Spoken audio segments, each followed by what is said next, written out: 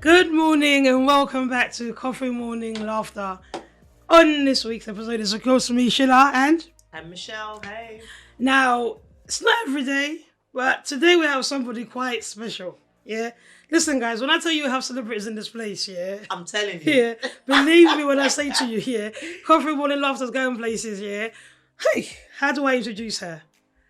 This is dear to my heart. Yeah, dear to my heart, honestly. First of all, I'm going to start off. I'm going to say a little bit about her and then she'll talk about herself once she comes on the mic. So, we've got Toyin. I call her Toyin Tomato, but the world knows her as, some people have known her as Toyin Reports. Yeah. She's now at CNN. Yeah. Come on, yeah. CNN. I don't even know what CNN stands for. What does it stand for? Cable News Network. Cable News Network. Global. Yeah. They talk about Donald Trump. Yeah, Global News Network. Yeah, we've got Toyin here. So Toyin, say hi to the people. Hi. Tell us something. Come on. Oh, what do you want to know?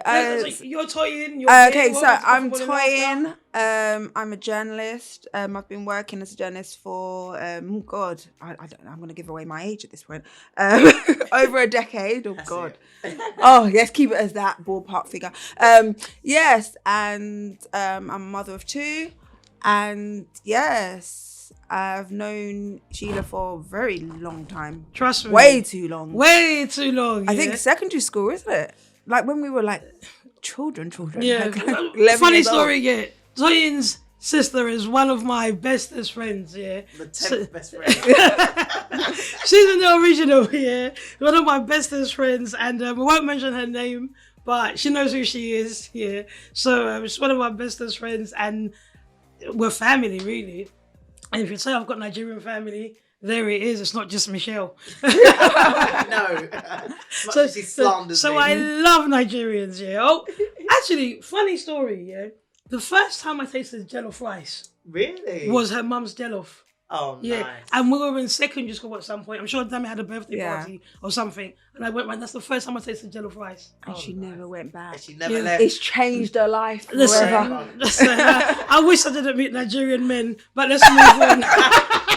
Where she ends up with a Nigerian, can we play this back, please? Yes. Noted. So, guys, yeah, we're gonna get straight into it. Yeah, it's a really, really, really good topic. Yeah, Very. and guys, you already know we've been doing a few segments here and there. And last season, a couple of seasons ago actually, we started to do women's health and all things that relate to women. And the first one we had Nicole on here, where we spoke about pregnancy after after a long time. A gap, yeah. Let's call it a gap here. So, and how your body changes and how that affects you, the different emotions you can go through. And we had a lot of response back from our listeners. So we thought we'll come back with a different topic, but again, touching on women's health and again, around having children, pregnancies, etc., etc. I'm not going to preempt you the title. I'm going to pass it straight on to Michelle to let us know what we're talking about today. So today we're going to be looking at motherhood issues and looking at, do we feel that women are leaving it too late to have children? Yeah. Now, you guys might be thinking, okay, why do you have Toyin here then? Yeah, if this is the case.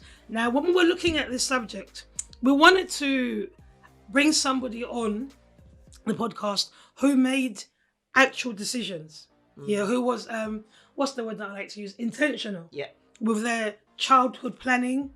Kind of like plan her life, yeah. It wasn't just, well, here I am, yeah.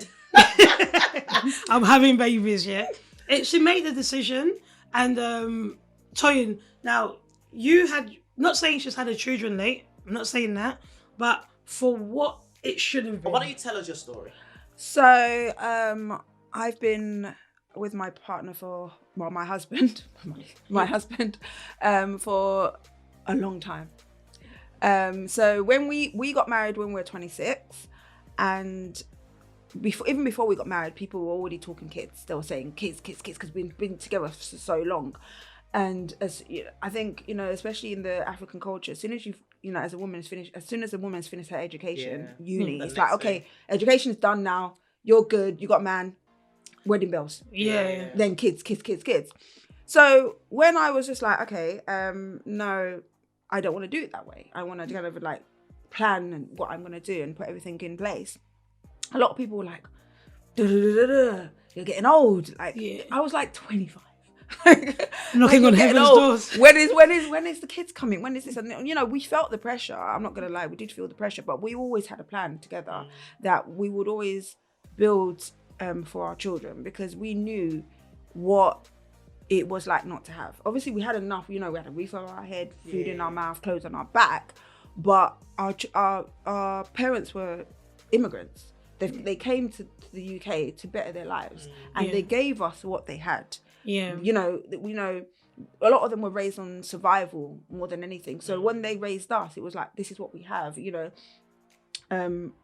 the school trips that, you know, were offered at secondary school, a lot of the time we couldn't go to France. We couldn't do the extra. We couldn't do all that. We couldn't do the, you know, violin lessons, piano lessons, all these other things, because our parents literally just couldn't afford it. And as much as, you know, they constantly reminded us in other ways that we were loved, we were cared for, but they just didn't have it to give. So the financial aspect.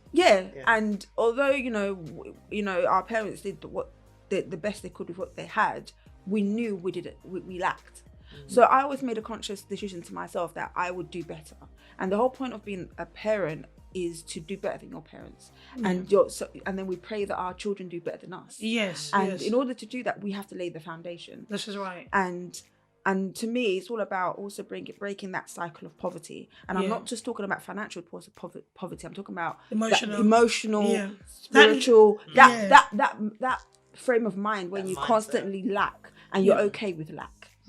So what we said, okay, no, we want to build for our children. We want to put things in place so that when we teach them the value of things, it's not because we don't have, it's a choice. So we're teaching them, okay, the value of money out of, okay, we've got the money, but we're going to teach you how to use it and how to build and how to establish yourself and how to have a good relationship with money. Not because we don't have it. Not because we don't have it, but we're making that conscious decision to teach you better, be better than us. So we built, you know, we said to ourselves, okay, we want to be married, we want to own our home, because all these other things like cars and stuff, they depreciate in value. It's not what we're trying to teach our children. We're trying to give you assets. So, you know, our white counterparts, they give their children generational wealth. They've got children. When they're buying a house, most of the time they have financial support from their parents because they're not most. They have some, even if it's not. Some of them are, you know, some of my colleagues I've worked with over the years. Some of them have never even heard of, you know, buying a house by myself. What? You bought your first car? What? No, my parents did all that because they were in the position to. And not to say, you know, we're trying to be like them, but we're trying to be better ourselves and our community. So we said to ourselves, okay, let's have a house. So if God forbid anything was to happen to us, our children have something tangible that they can use to build their lives, and we're not just leaving them with debts, because a lot of the time our community, black people die, when they leave a bill. And that joke that used to go around, when black men die, they leave. When white men die, they leave a will. When black men die, they leave a bill. Do you know what I mean? And that, you know, as much as we joke about it, that stems from somewhere. And I've been to so many funerals, and I've been to, you know, I've seen so many GoFundMe. Oh, that's popular these days because somebody has passed and they haven't put things in the place to protect their children, and the children are now they're suffering with grief, and now they have to the financial burden. Letting you not know, I've got rich friends amongst me, so you lot, don't go there creating a GoFundMe account for me, go to my mum's house and drop her $2,000 each. Trust me, that's the best way. But Toyin, I'm gonna stop you there, because what I really want to get into is that I remember you was young, and a lot of your friends were having kids. It was if it was fashion. They were just. But we did so many baby showers. At the time, we attended so many baby showers. We're still attending them now. That's for you guys. You're still attending them now, but we attended so many baby showers and she was in a solid relationship, and it wasn't like her relationship was There was no scandal around it. There was no cheating around it. Nothing. Well, and I hear everything because I'm in the street. Yeah, and I would have heard if it was happening because I'm in the streets. It was choice. Yeah. It was choice to do these things. Yeah. Now, that pressure that you feel, or that you may have felt, but you kind of like stuck to what you stuck to. I'm on this side of life where I'm 35. Thanks, listener. And above. Yeah. Sounds such a hater. Yeah. Toyin came here saying that I was 35, so I'm going to be 35 today. Yeah? 35 and above. No, so I'm 35, yeah. And I haven't had kids. And for reasons I don't want to have a child with somebody who isn't around. Yeah. And I'm not saying that you can control that stuff because sometimes it happens without that control. But I've always said to myself that, you know, if I was ever going to do that, I would have done it in my 20s. Yeah. And then when I got to my 30s, I was kind of like, or my late 20s, I was kind of like, because I was in my career already, and I was like, I'm too mature to just do that. Yeah. And I'm not saying that, you know, you've got to be immature to do that. I just had better, I just make better decisions, if that makes sense. Yeah? When you know better, you do better. So I didn't want to put myself in that position of having a child with nobody that was stable or was around, yeah? And possibly now, it's going to shock a lot of people, yeah? I don't know if I do want to have kids, but I know I only want to have 2 kids. Yeah. So in the back of my mind, I've always said, I don't want to have loads of kids. So I'm not rushed. Yeah. It's just that I know a few friends, she'll be here later, you know, we'll meet her. I'm sure by the time I have kids, she's going to be a grandma. Yeah. No, because she had her boys. She had her boys early, and her boys are 18. Yeah, wow. Yeah, this year. So they're boys. Yeah. They're men. She's got a likelihood that she could be a grandma in the next 3 years. Yeah. True. So, and I said to her, we'll be raising kids together, babes. Because you're gonna be a grandma. Yeah. So, you know, there is a pressure. There could be. I'm quite lucky that I'm not from a family that's pressurizing. Yeah. And I'm quite liberated into say, well, when it's ready, it's ready. Yeah. And I think I've said this before on the podcast, I have a laid back attitude towards having children later because it's not unknown in my family. Yeah. It's like one of my aunts had my niece at 39. Yeah.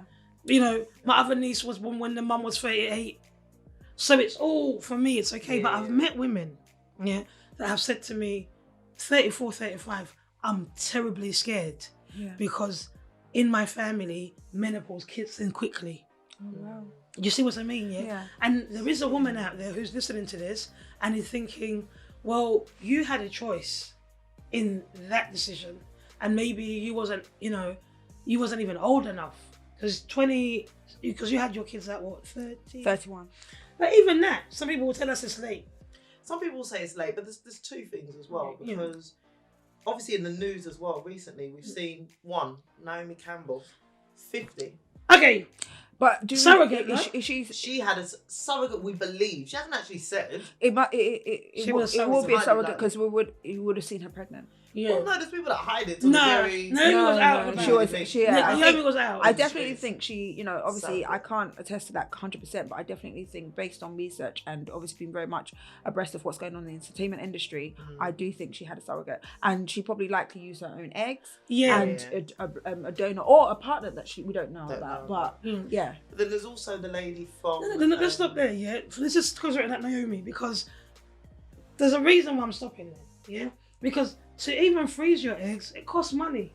Yeah. But that's what I'm going to say, Amy Hart. Yeah. It costs money. So a woman like Naomi, with all the money she has, isn't little old Shills here. I don't think she's the best example. She didn't freeze her eggs. Amy Hart from... What? So you think Naomi didn't freeze her eggs? She might have used her eggs. Yeah, she could have used her eggs. She used her eggs, but she froze them years ago. Because she might not... Because what I'm concentrating on is, because I read something about Naomi, because this conversation crosses over to 2 minute conversations. Yeah. Because women that choose careers, thinking I want to get settled, like Toyin said something before. It's just that, of course, it's a different age a little bit. Yeah. Toyin said she made a decision to be better. Yeah. Her and her husband to be better, so they can give a better position, so they can give their kids what they didn't have or more than they had. Yeah. But because you guys maybe had been together from when you was young, and your vision aligned, Yeah. or your plan for your lives aligned, yeah, so you can make that decision. And it wasn't too old that you had to think, oh, I've got to freeze my eggs now. Yeah. But with Naomi, I don't know. Naomi, give me an exclusive if you want. Yeah. The thing is with celebrities, they have access to things that We don't. The average Joe does Yeah, not so have. I'm in my back of my mind, my little mind. Yeah, I think Naomi may have frozen her eggs. Yeah, years I ago. wouldn't be surprised because a lot of celebrities do things like that because they know that at the moment they want to focus on their career. Yeah. So, but they also want to eventually have children. Yeah. So That's what I'm saying. Amy Hart from the Love Island, she literally in the news. What Amy Hart is this? Is this Was this it year's Amy? Love Island? No, maybe 2 or 3 years ago. I didn't Yeah, watch I think her name rings a bell. She Yeah. looks a bit. She was the one that the guy hurt her a few Sacked her times. off. Yeah. But she froze her eggs, and Yeah. she just said because of her age. Yeah. And I think she should be maybe late 30s, 37, 38. Yeah. And then she froze her eggs, and she documented the whole process Yeah. on social media and As they do. going to the clinic, and it was actually quite How much was it? stressful. I don't know, and that would be interesting to. Because- should I get onto it? Yeah, get onto it because why I'm saying how much it is, yeah. Because remember, we're living in a different society where we have different classes, different costs, different financial access. Do you know what I mean? A woman who's on benefits who desperately wants to have kids wouldn't have that option. Yeah. Do you see what I mean? Yeah, that's because I think freezing eggs can start from like 10,000. I think. Yeah, I'm not sure. 10,000. I don't think it's that. I don't know. Yeah. IVF? Let's talk about IVF, for example. I know IVF can be quite costly, And I think, but I think you can also on the if you're- NHS, Yeah, you can do it. If you're you've eligible. got to have reasons Okay. to why you're having the IVF. IVF is a lottery of the postcode, so it depends on where you live. So some IVF, they'll say, like me and Dan, for example, because I had a child. Yeah. God forbid, but if me and Dan couldn't have children together, we wouldn't have IVF because they'll say, well, you've already got a child. Yeah, you're not priority. Well, I'm not priority. Yeah, so you're just I wouldn't be able to basically get being it. greedy. Yeah, It's enough. You Yeah. had one, even if it's not with your husband. You might as well live in Yes. China. Yeah. Still are. I'm just saying. I love. I know someone, my friend in Scotland. Yeah. And I think it was like maybe like £4,000 or £5,000 a pop. And that's of IVF treatment around. Yeah, And- it's expensive. And she did 3 or 4 rounds. and that's a lot of money. Yeah. Yeah, because I think when you look at certain things and when we talk about the IVF, how much is it? Did you get it? 3,000. Yeah, the average cost of having your eggs collected and frozen is £3,350, with medication being an added 500 to 1,500. So you're looking about between 4 and 5. Yeah, but then it says storage costs are an extra and Yeah. tend to be between £125 and £350 per year.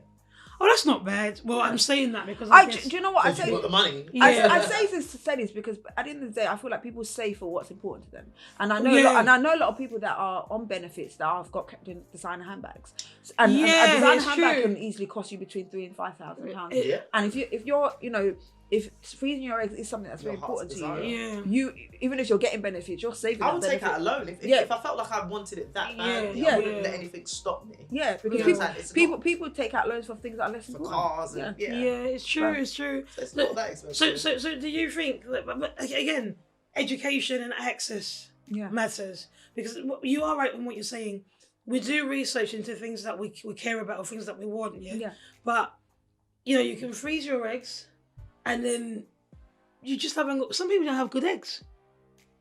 They can harvest, they can take the eggs and eggs. It is a possibility that you can do all these things, but if the powers beyond don't want you to have children, you won't have children. Yeah. Yeah. Like, what's for you will be for you. Well, yeah. So then you'll think about different options. I mean, what would you say to... I mean, Michelle, you've got 3 kids and you're bloody greedy. Yeah. yeah, you're just greedy. Yeah. Blindsides me sometimes. You're just greedy. Yeah, because we have to say to you, just stop now. Yeah? Oh, get out. Yeah. So, Toyin, They actually told you to stop. Ignore her. Don't listen to her. Do you have as many kids as your... do you want more? Do you want more kids? Yeah, I do want more kids. You want You can have more. Yes. I don't want any more kids. I want more kids. Do you know why? Because I grew up with She comes like from a loads family. a big family. I've got my husband's got loads of siblings and so do I. And Their my parties are my the best. siblings are literally my best friends. Best friends, that's And what I people feel say. like everybody outside of that, they're Just extras, add-ons, add-ons. And I feel like the closeness that I have with my siblings, I want my children to experience that. Oh, And that's I amazing. love that family closeness, that bond, that that friendship. Yeah. And I feel like for me, I was never gonna have one. Obviously, if God forbid, I wasn't able to, then that would be out of choice. But if it was down to me, I always wanted like 4. Really? Yeah. Nah, I think I always wanted, to be fair, I wanted 2. Yeah. But obviously where I had a child, not with my husband, and Nigerian culture, there was pressure from when I only had my first son with my husband. My grandma was like straight away. I was like, Grandma, I'm done. I'm good. Yeah. You understand? But actually, my husband wanted one more, and you have to, in African culture, Nigerian culture, you have to give your husband at least 2. Yeah. At least 2. Is it? Yeah, at least 2. And you've done it. Nigerian, you've done it. No, do you know what? I've never actually heard that. At least 2 in Nigerian culture. I've never heard that. I just Oh, thought no. as long as you, I thought Here for it me, You need the boy. for me, it was Yeah. as long as if you give him one, as long as it's a boy, he's got an air. That's it. The- Your job the is done. surname, But yeah. if it's a girl, they'll keep telling you where's the Yeah. boy. Where's the There's- boy? going, there's a keep funny going, story keep there going. Yeah. because you've got a younger sister, haven't you? Yeah. She looks like her little sister. She looks like, Her little sister looks like her. yeah. When she's sitting here, I'm seeing her little sister, and I just think there's loads of them. Yeah. They all look alike. Yeah. The thing is, I'm not from a big family. Yeah. So I'm very much like, I'm happy with 2 because it works for us. Yeah. Yeah. Do Maybe, you know what, for me, it's weird that you say you want loads. For me, but I think it's beautiful. I think It's 4 is beautiful. not loads. 4 is. Do Four's you know a what it is? lot, Do you know what baby. it is? Oh, in this economy. Yeah. It's not even this economy, yeah. Because when You got- you look at, What kind of car are you driving? that's at the what I'm trying to moment? say. She got a big car though. I saw your car. Big girls. She wants to But bam bam. yeah, when you have 4, when you have more than 3, yeah. So we're buying a house now, yeah. Yeah. And I'm thinking, okay, when you have more than 3 kids, that means you're looking at how many bedroom houses, yeah? You could at least minimum 4-bedroom house. Yeah. You need a 7-seater car. When you go on holiday, you need 2 rooms because you're all not fitting in a family room. Yeah. You understand? So the whole standard of your life has to be bigger for what I want to give my children. Yeah. For what I want to give. You I understand? get what So you I want to do holidays. I want to have a nice house. I want to have a decent car. You understand? Yeah. So That's why I'm grinding now. You have to grind. that's it, and that's what it is. Yeah. That's exactly what So, it is. it's a good thing you lot mentioned the grind, yeah? Because when you had your kids, you went straight back to work. What was it? I went back to work 3 months postpartum. You see, this is where I have to bring Beyonce in. That song that she says, "Who runs the world, girls?" She's got that lyric where she says they have the children and they go back to business. Yeah, Yeah. because women are phenomenal. I'm telling you. Yeah. So you chose to go back to work 6 months in. No, so basically, I was initially going to take the 4-year maternity, and then an opportunity came. CNN. Yes, they came calling, and I thought to myself, do you know what? I'm one of those people. I'd rather try something and then it doesn't work out than living like have regret. So Yeah. think, oh, woulda, shoulda, What coulda, if? yeah, and all Yeah. that. So I took the opportunity, and lucky enough for me, my husband was very supportive in that choice, and we were able to make it work. And I think it was a really good decision for me because as well, it showed me that once again, I can not have it all, but I can wear multiple hats. It wasn't a case of where I had to just become mother and that was it. It was, goodbye to Toyin the journalist, goodbye to Toyin the worker, the grinder, the entrepreneur. It was literally, okay, all right, cool. I just need to prioritize. I need to, figure things out, multitask, but I can make it work. There might be days that I'm tired, but the thing is for me as well, it gave me a sense of pride because as I'm working, as I'm grinding, I feel like I can be an inspiration to my children.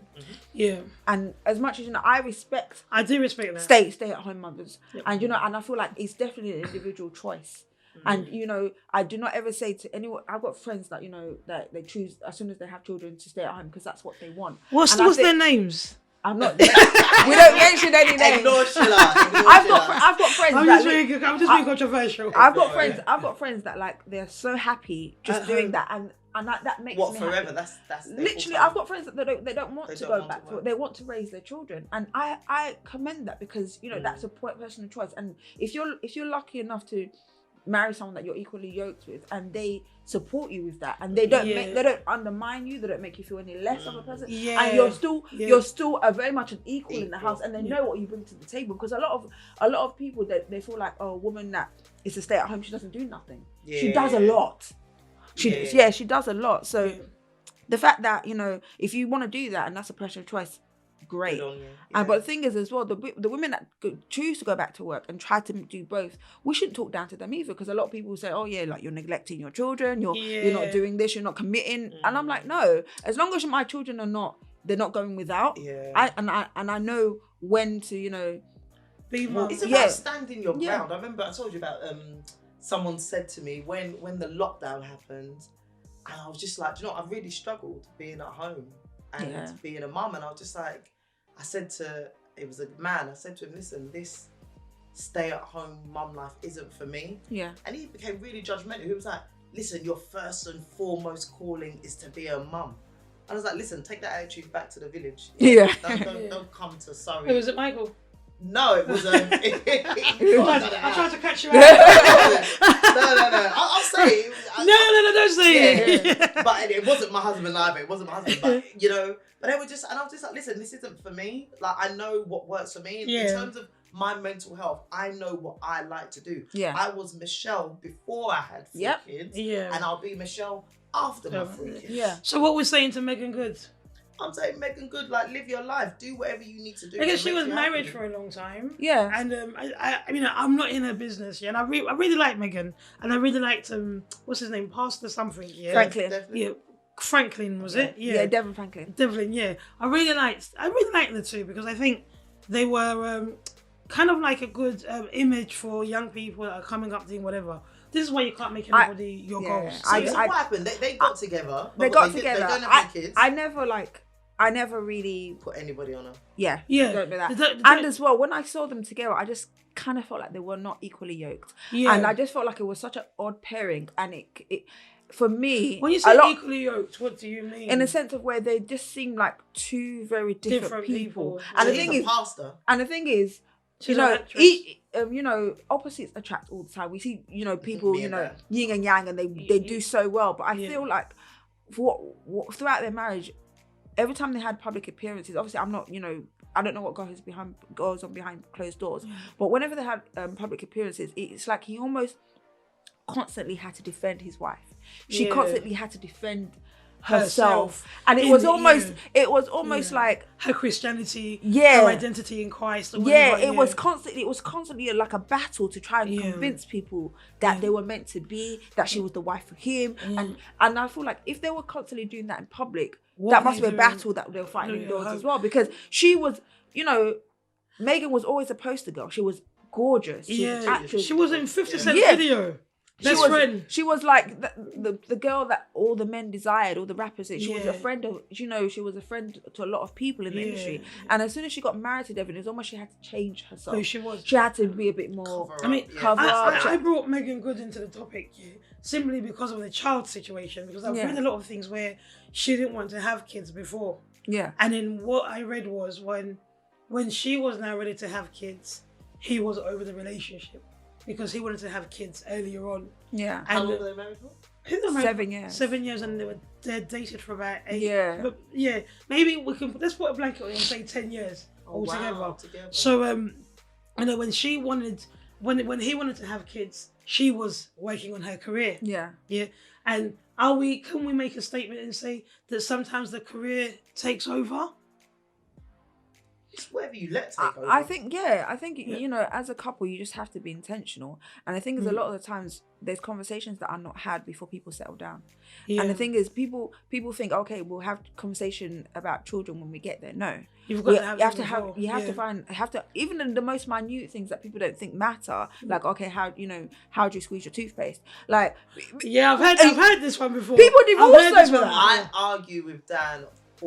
I've heard this one before. Like people. Look, I read a few years back. There's a woman that she actually divorced her husband over this. The toothpaste. Yeah, because you know what it is. Her thing was that it was for her. The toothpaste represented something more. It represented like lack of mutual respect, lack of communication. And it was like, she kind of felt like, although it started out as the toothpaste, it also, that kind It of went into other areas of life. it was just like, I tell you something I don't like, and you don't acknowledge my feelings, you don't acknowledge how it makes me feel, and then it kind of like it. And I guess obviously it's a metaphor for something deep. Yeah. But for me, I'm not going to leave down over the way he squeezes the toothpaste. Let me just put that out now. Yeah. It annoys the living hell out of me. But what I did do was say, Dan, listen, this is your toothpaste over here. This is my toothpaste. Yeah. Don't touch my toothpaste. Yeah. I squeeze from the bottom up. Yeah. Now we'll just come in and he's going to be going, quite. And I'll be like, it frustrates the living hell out of me. Yeah. But we deal with it. Obviously, for that woman, it was something. We talk about lack of respect. Yeah. It's a bigger something thing. major than that. Yeah. I think so. Where we're all sitting here, and you've got the comfort of you've had your kids already, and you're happy. You've got the comfort of you've got two. Yeah. So and you're happy. More. Yeah. And you want to have more. Yeah. And you know you can have kids and you have the freedom. Yeah. I'm just riding on Jesus. Take the will of Jesus. I'm just riding on the Abraham and Sarai miracle. Somebody argue with me. No. And then, but in that, away from that joke, I've also got it in the back of my mind that in my family, we have kids late anyway, so that's not my worry. But there's somebody out there who can't even have kids. Do you understand what I mean? Or whose menopause has kicked in, like I mentioned before, or who's maybe lost their womb, lost the tubes. Different things happen to women that stop them from having kids. Now we're having this conversation because we still have options. I mean, like Michelle just told me the prices of freezing the eggs, and now I'm thinking, all my friends and their sisters and their cousins, GoFundMe account. Not for the funeral, but for the eggs. For the eggs, So for my birthday this year, Michelle, don't say my age. Toyin came in saying that I was 35 and I'm 35. So for my birthday this year, you will put it together. Make it happen. Make it happen. Get me the money together. Get it together. Let me go and do a documentary like this young woman has. Follow me while I freeze my eggs. And then I can have that option set. But I'm making a joke of it, but it's not a joke. It's actually really serious. There are women out there that are like panicking a bit. Panicking. What do we say to them? For me, I mean, because why I'm asking that question, and I ask it because I know our listeners. And these conversations sometimes can't be had with your partners. Or these women meet men and they want to have a kid quickly, and you can't have that conversation of like, I've just met you today. Do you want to have Listen, you're not 50 Cent. I've got a year. You're not 50 Cent. You're not saying to me, have a baby by me, become a millionaire. That's not happening. So how do we talk to those women to kind of like take charge of their well-being and their mental? Because it's all about your mental health, isn't it? And the thought of wanting something so badly, but knowing that you can't have it. I'll tell you a story. I think after we got married, it's only when you get to. I was 23 when I had my eldest daughter, not in a relationship with her dad, and I just got pregnant, and I was like, okay. It's as I get older, I realised how hard it is to actually have kids. And I remember after we got married, I think we were trying maybe 2 months, and I started panicking. And I've never wanted something so bad. I was like, oh my God, what happens if it doesn't happen? All of his friends as well, all of them were having babies. It's always like that. It's always the way. And I was like, oh my God, what happens? It's obviously him because I've had a child. Oh my God. I've now married him. You married him now. Jesus, help me. Oh my God. After 2 months? After 2 months. Oh, wow. Your grandma's there praying prayers. I'm telling you, Lord Jesus, Father Lord. Abraham, Sarah, come on. But I think one of the things I would say is people need to realise there's options. There's so many options. In terms of IVF, in terms of surrogacy, in terms of adoption, all else fails. Obviously, with the job that me and Shills do, there are so many people out there. There are so many babies that need homes, that need mums, safe homes. You understand? So there's multiple options. And for me, I would just say, listen, just look at, do what makes you happy. I know, Shills, you said about the dating scene, and obviously I'm not in the streets, but I'll be very if God forbid, if I were to go back to the streets, I would make it let them know that, listen, my timescale is, I want to have a baby within a certain amount of time, because as well, Shills, as you'll know, we've got a friend, a guy who said, I want to have a kid within a certain time. Yeah. You understand? So there's guys out there that are feeling the same pressure. way, the same pressure, you know, that are childless and want to meet the right person to have a child. So, you know, let your intentions be known. I mean, I could say to somebody today, I want to get together and I want to have a child, but I've still got like my beliefs of like Christianity. I just don't want to have a child just because. I feel like I would land into I feel like Naomi Campbell. I mean, Oprah didn't have any kids. And she chose that. She chose to adopt the world and the kids of the world, if that makes sense. But I feel like if I was to weigh up my options, I would want to maybe freeze my eggs and get to a decision to say, I don't think there's anything wrong with having a child on your own. If that's what you've decided. And you can afford to, and you didn't trap anybody. And, you know, some people will not respond to that. Trap. Well, I hate that word. What I'm going to say is, there are people that will sleep with somebody just to get pregnant. And then they want to now put that responsibility on that person. But the person has made it very clear, I do not want to have kids. You can't put that responsibility on but someone. then are you sleeping with them without contraception? I was going to say, literally. Because you're choosing that. No. What I'm saying is, if somebody's saying you trapped me, you slept with me in the intention of getting pregnant, but you slept with me without a condom, so no. there was always a chance of me getting pregnant. If some people, sorry, mum. So some people would say things like, "Oh, I will sleep with somebody and then just get pregnant," because they'll say, there are some people that trust each other in sexual relationships, and they would say like, this is the only person I'm involved with, and I know and I trust that you're on the pill, you're taking the right contraceptives, but we've both chosen to, and it could happen that you know, I get pregnant. But if somebody says to you, we've had this before, somebody was very clear and said to this girl, I don't want to have kids with you. There's no way. And she went ahead and did whatever. And he was like, I don't want this child. I already told you. I wouldn't say that she trapped him. Listen. She had his child, but they both had unprotected sex.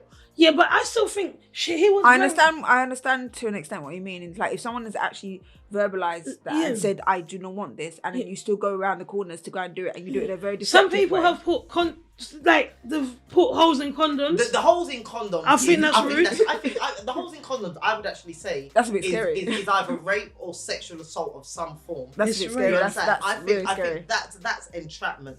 If someone has knowingly put holes in condoms, and it's assault actually, because I'm sure there's it's been done in the past. A man that tried to give everybody HIV, and he did that, and that's a form of assault. So fair enough if you're going around doing that. But if two people have unprotected sex, whether a guy has already made sure in the past that he said, oh, I don't want to have kids, and you then fall pregnant and you decide to keep that child, as a woman, I think, God forbid, that woman were to abort that child, and then something went wrong and she couldn't have kids.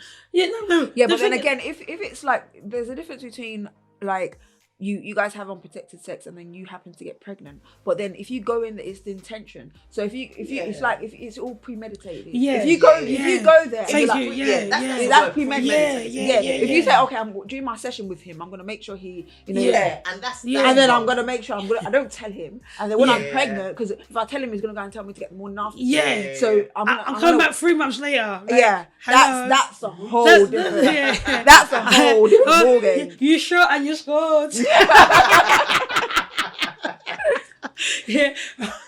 mean, I love this. I love this topic, guys. Because it's such an interesting topic. Because why I love it so much? Because it relates to my age. It relates to the conversations that 35 and above. So such a I don't lie to the listener. So such a hater. But it relates so much because these are the actual conversations that we're having in our group chats. These are people's prayer points. Definitely. Let's be honest. These are the reasons why some people are stressed, or some people are seeing cancer, or some people are seeing. It's crazy. Like I said, I know what I went through for those 2 months, and I know you're saying it's only 2 months. Yeah. But there was nothing like it. I've never felt anything. It's actually crazy. Like, obviously, when I got before I had children, I always said, "Oh, I'm gonna have 4 boys, 4 girls, whatever it is." I had sex in my mind. Yeah. Then I got pregnant, and I realized what a woman goes through. Actually,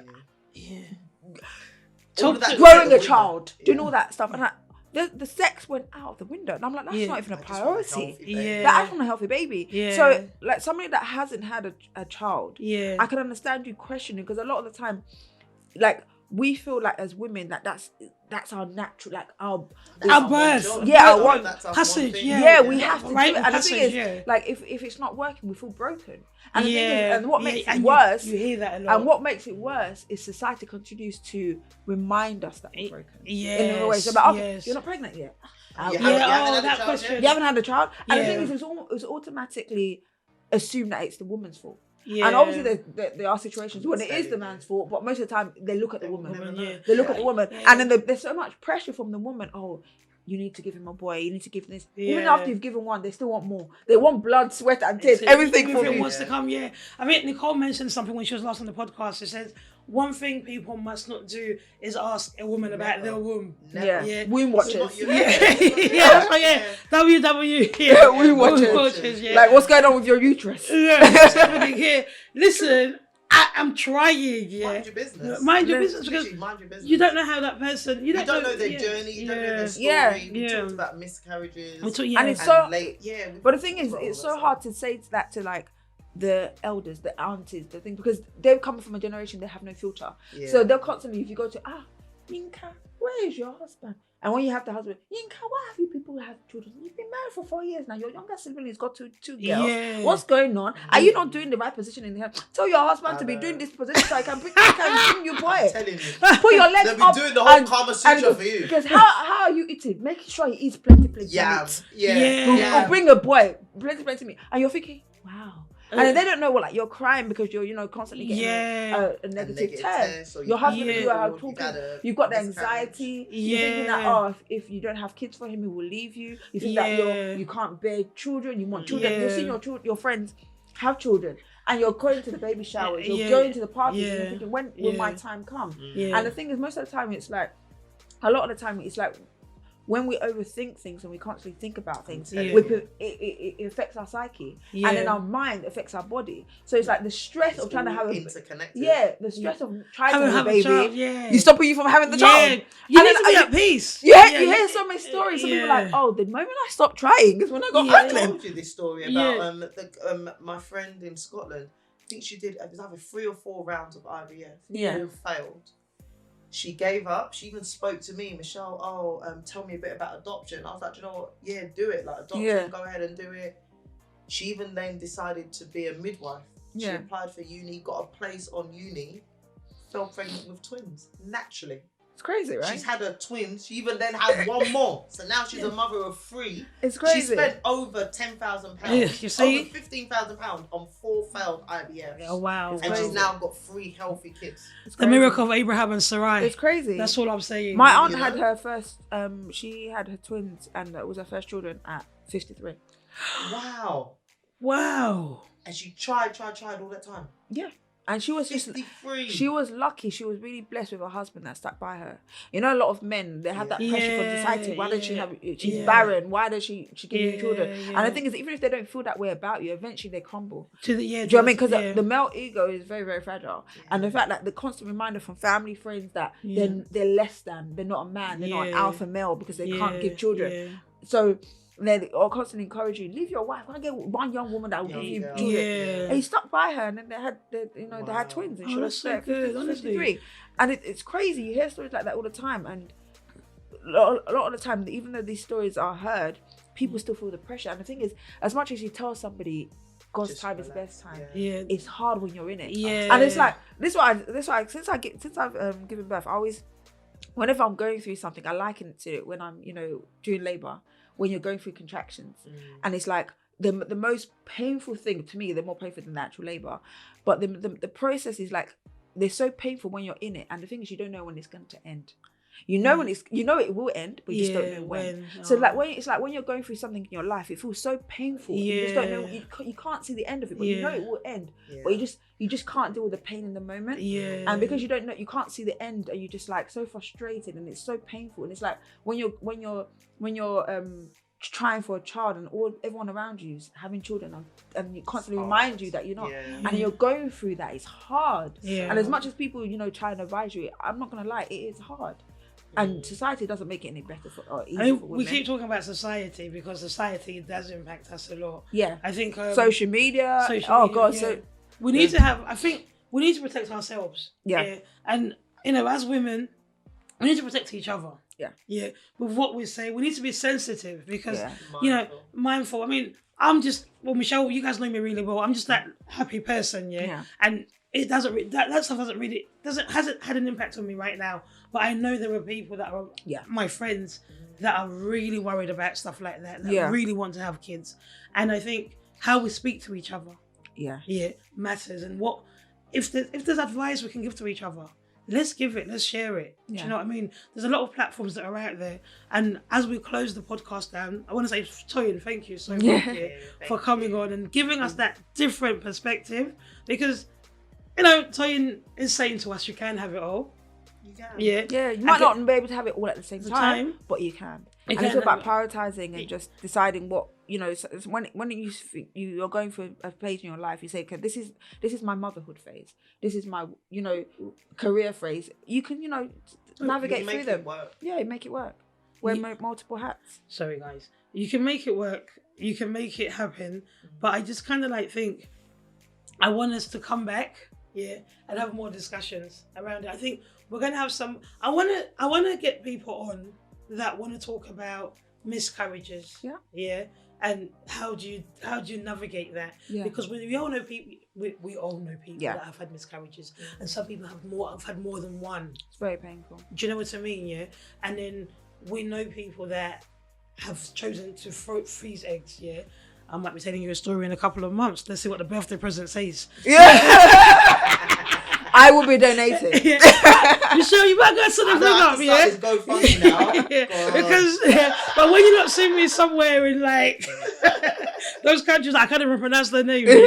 Don't say that. That's where the money went. No, exactly. No, but I say all of this to say, we need to be looking out for each other as women. This whole, we've had a different conversation here from somebody who chose to have kids a little bit later than what they should have, given the fact that they were in a solid relationship from such a young age. But she chose certain things for what she can do to give a foundation for herself. But then there's people like me who have chosen to continue to keep going. And maybe now we've had this conversation, I'm literally thinking about the freezing of the eggs. Now that we've had this conversation. And we know that there are sisters out there that we have that don't have these options. And their only options are IVF. I did see that the NHS do freezing of eggs as well. Yeah, but they're not going to look into my bank account and say we're going to do it for you. I'm not talking about you. I'm talking about the sisters that may not be in a financial situation like you. So it's just an option. Like I said, there's options. There are just options. Go and explore. So that's the thing. A lot of the times, you don't know unless you ask. And a lot of the time, we shut ourselves off thinking, okay, that's not going to be. I didn't even know that the NHS did freezing of eggs until literally just now. So guys, what we can do is actually to help our community. When I say our community, I mean the women, females. Is that maybe off the back of this podcast, we can look at different organisations that work with women who are in these positions, and maybe signpost some too. I mean, guys, if you're listening to this podcast, understand and know that Toyin is around all week. So her handle will be there on the socials, so you can click, follow, ask questions. I mean, I'm not pregnant or I haven't had kids yet, but you can ask me some questions. I'll tell you the home truths of what you need, of what positions you need to be doing. I'll be that auntie that's telling you need to raise your leg up.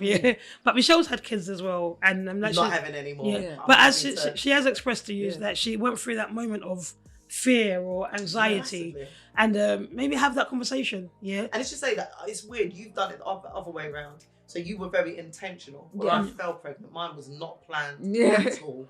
So, You understand? So I think what I want to do is I want to open up like avenues of conversations. Yeah. Because the way you did things is very different to how Michelle did things, but I think they're both quite inspiring.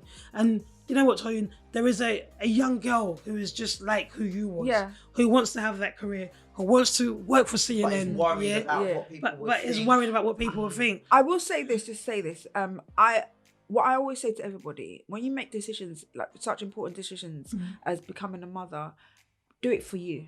Because when the doors are closed and your children are screaming and doing the most and you're tired and exhausted, 2 a.m. in the morning, nobody's there can help you. And as much as the auntie Patrick or whatever is telling you this, you have to live your life like this, make decisions for yourself. Because, and if you're saying to yourself you want to be a mother now, ask yourself, is it you that wants to become a mother or the people around you want you to become a mother? That's a good question as well, because that's so important. Because being a mother, being a parent itself is the most exhausting, hardest, most rewarding job you're ever going to do in your life. And if you're not ready for it, you're going to damage your children.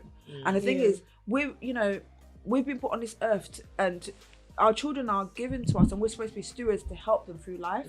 And if we're not in the mental state and we're not prepared for the job at hand, we're going to do a really crap job and we're going to damage them. And if you're not ready, wait until you're ready, because it's a huge undertaking. It really is. And like, as much as you said it's rewarding as well, it's also not very rewarding. At 2 o'clock in the morning when you're crying and you can feel like the loneliest time in the world, literally 2 a.m. when it's pitch dark, you've got your husband snoring next to you and you've literally like leaking milk everywhere. Oh God. Your hair's a mess, like you're just shattered and you just think, what is this? Why? But one thing I hang on to is morning always comes. Trust me. When your children were my son the other day was I had like a really bad day and he said, "Oh mommy, you look so pretty." And I'm like, I was mad at you a second ago, but now I can't be mad. And then he says the most, and he's just like, you just melt within that second. But the thing is, if you're not in the space where you want children, all this can be annoyance. Annoying. And the thing is, like, I made sure, besides, putting myself, putting things in place financially for my child, I experienced things with my husband. So that, those days where like my friends are not calling me to go anywhere because I've got 2 kids, or they're going on holidays that I can't go because I don't have childcare. I'm not thinking, oh my God, I'm looking at my kids resenting them. Like, oh my God, I've missed out on my life because of you. I'm really suffering. But no, like, I'm looking back at the things I experienced. I was like, okay, that was a phase of my life I enjoyed. I traveled, I did the thing, but now I'm in the different stage of my life, which is I'm a mother and my children come first, and those other things will come later, and there's other ways to do it. That it might take a bit more planning than before, but I can still do it. And it's stages, because I think with you, it's weird how we've done it the opposite way around. Whereas me and my husband, obviously I had my child already, so we were quite limited on. We travelled a few times, but I didn't leave my daughter for long periods of time. So I think I've never left her for like more than 5 days. So every holiday that me and him did together, it was just quick, like 4 or 5 days here, come back home to my daughter. And then we got married and then we had our kids. We've been married 5 years. And then we've got a 3-year-old and a 1-year-old.